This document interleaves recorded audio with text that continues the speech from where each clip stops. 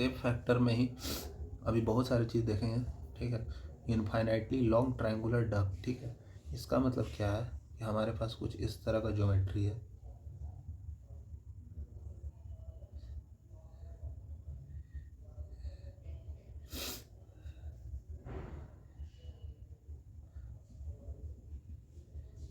ठीक है। देखो एक फेस ये है, ठीक है, ये जो स्लैंटेड है, एक फेस उस साइड है, ठीक है, और एक नीचे का है।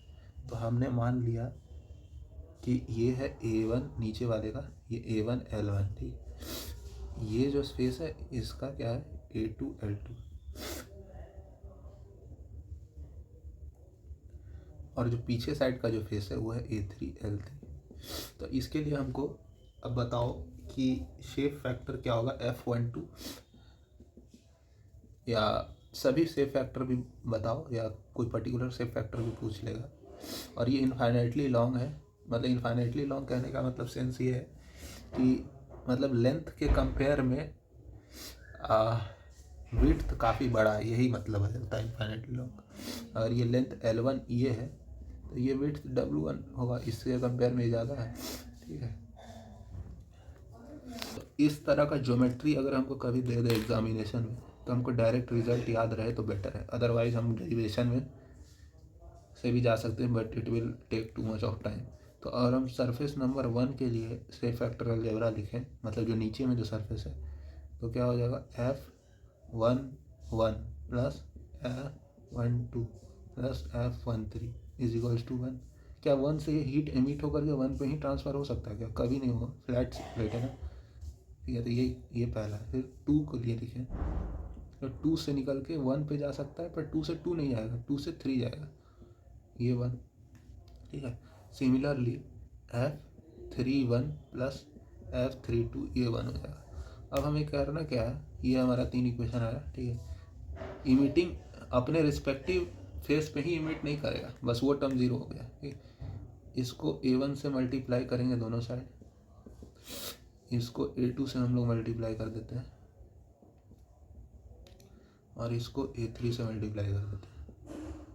ऐसा करने में हमको रिजल्ट क्या मिल रहा है, देखो A1 F12, ठीक है। इस A1 F12 को क्या हम लोग A2 F21 भी लिख सकते हैं। ऐसा समझो कि इसको क्या लिख सकते हैं, A2 F21 को A1 F सेकेंड इक्वेशन को A1 F12, ठीक।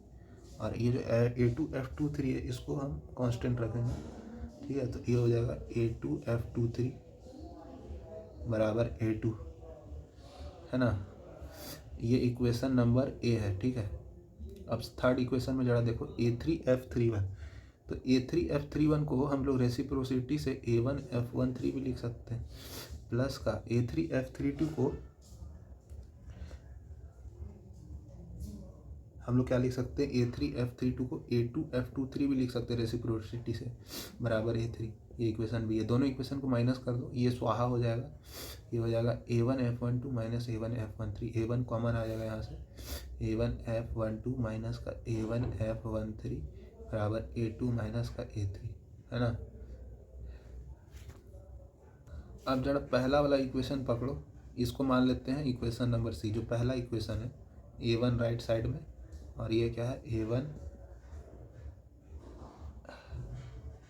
F13, या हाँ A1 F12 plus A1 F13, पहला इक्वेशन, इस वाले को पकड़ ले, ठीक है। इसको मान लेते हैं इक्वेशन नंबर D। इन दोनों से कुछ जोड़ घटाव करें, ये टर्म स्वाहा, ये क्या हो जाएगा, और माइनस कर दे तो -2 टाइम्स A1 F13,